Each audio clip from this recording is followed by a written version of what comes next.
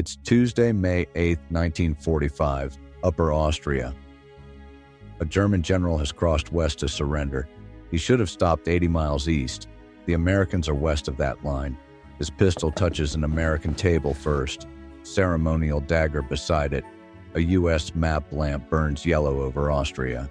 21,000 Germans wait outside under guard. The surrendered army still has a commander. For one more minute. 1 hour earlier, the first staff car stops.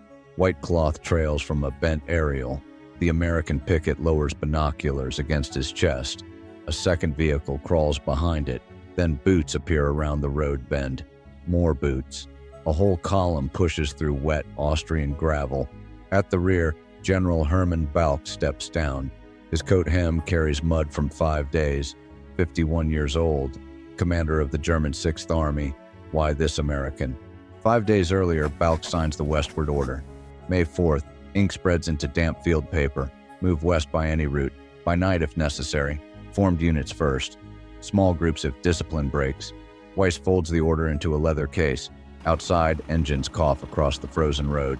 Soviet reconnaissance probes from the east. SS patrols search the rear tracks. Balck climbs into the last staff car. The column begins moving west without certainty. The map has 2 surrender lines marked. East is closer, hours away. West crosses 80 miles of mountains and roads. Balck presses one finger against the western route. Weiss watches the Soviet line on the map edge. The east line is nearer. Balck keeps his eyes on the American boundary. Then they reach us first. A truck horn fails twice beyond the canvas flap. Boots scrape back into formation. The first night cuts the column into pieces. Headlamps cross wet stone in broken bands. Men drop packs beside the ditch, 40 miles still ahead. Soviet engines grow beyond the eastern trees. The sound comes through rock before dawn. A motorcycle courier skids beside the rear wheel. The rear guard is losing the ridge track. Balck opens the car door. The car is still moving. Morning reaches the pass without warmth. Noon cloud flattens the road stones white. The column count changes at the checkpoint. Names are crossed from a grease-stained list. Deserters. Exhaustion. Men slipping into farms beyond the road. He reads each crossed name once. His thumb stops beside one company name. Then he closes the book. He points to the rear slope. The last platoon turns back toward engine sound. Fewer rifles clear the pass behind him. A village narrows the road to one lane. Wagons jam against abandoned Wehrmacht trucks. German officers push traffic by sleeve and shoulder. Balck steps from the staff car into churned mud. His boot slides once under him. The column bunches behind him. Soviet aircraft noise crosses the roofs above them. Men look up. Officers cannot hold it. Balck points west past the church tower. The first truck grinds through the gap.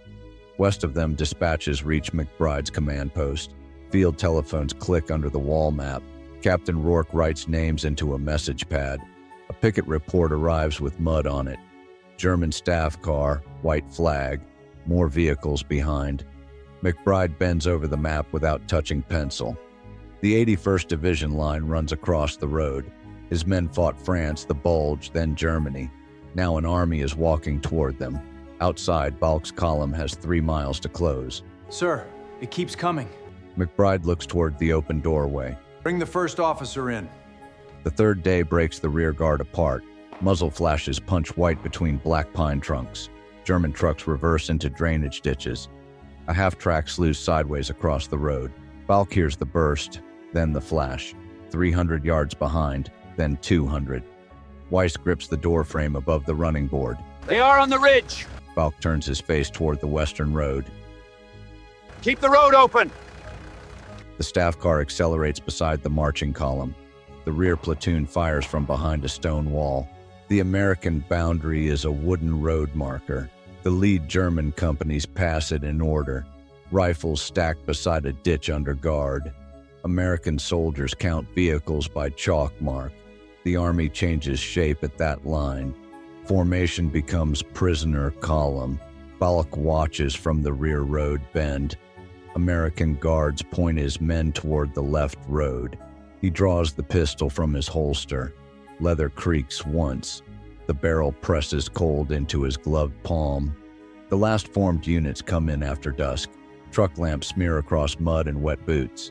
American guards move men into separate road lines. Officers to the left, enlisted men to the right. Balk walks beside the staff car now. The pistol weighs inside his glove. His dagger presses against the belt seam. Rourke meets him beside the first checkpoint lantern. General McBride will receive you. Balk nods once toward the guarded road. 21,000 men, one table ahead. The farmhouse doorway is too low for his cap. Balk ducks beneath the lintel without slowing. McBride faces him across the table map. Rourke closes the door with his shoulder. Lamplight cuts the pistol grip dark. The dagger hilt catches yellow along one edge. Balk removes both weapons in order. Pistol first, dagger second. Metal touches wood without ceremony.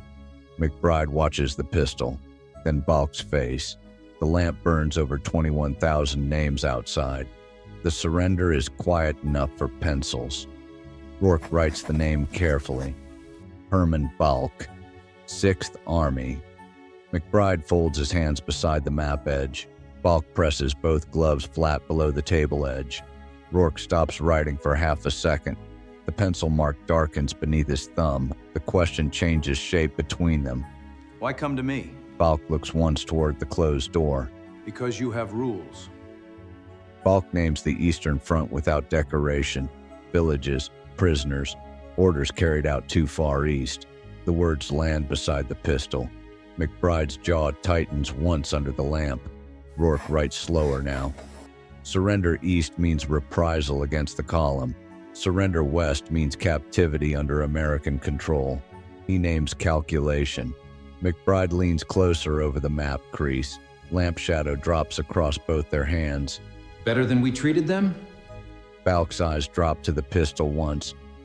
Outside, boots cross the window glass in broken lines.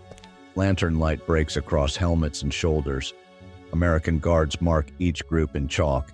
Inside, Balk draws one breath. His thumb presses into the glove seam. The pistol points between them. McBride's chin levels above the map. Rourke's pencil touches the same line without pressing. The lamp ticks once between them. Balk lifts his eyes from the weapon. Yes. The word crosses less than 3 feet. Rourke writes it into the record. The answer moves faster than Balk does. American orders pass down the checkpoint line. German officers surrender sidearms into canvas trays. The 6th Army breaks into records and groups. Names, units, medical cases. McBride's staff numbers the column by section. Balk watches from the command post steps. Men turn toward him once. Guards point them west. His name appears at the top of a ledger page. The room empties by layers. Radio men first, clerks next. The guards pull back from the inner wall. Rourke leaves the surrender paper on the table. The pistol remains beside the dagger. One lamp burns over both objects. Balk's shoulders settle lower inside the greatcoat. Outside, chalkboards scrape against truck beds. His army is now in American hands. McBride steps back from the table edge. The grip faces the door. East of the boundary, the rear road is wreckage. Burned-out trucks block half the gravel. Bootprints run west through the mud. A Soviet scout vehicle noses past the first ditch. Its headlamp sweeps over abandoned crates.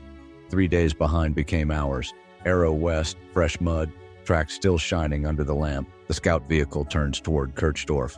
Back inside, the last signature begins. McBride pushes the surrender sheet across the table. Balk bends over it with one gloved hand. Rourke places a blotter near the wet ink. The pistol points between them. The dagger's brass catches the lamp again. Outside, trucks start carrying prisoners westward. Balk signs beneath the American notation. Ink, name, Army, custody. McBride lifts the paper from the table. The pistol catches lamplight below the paper edge. The door opens to the road again. Cold air enters under the lintel. Balk crosses the doorway. The first prisoner trucks move past slowly. McBride turns back toward the table. Soviet engine sound grows far east. American engines answer from the road west. Balk stops on the porch boards. 21,000 men move west on American command.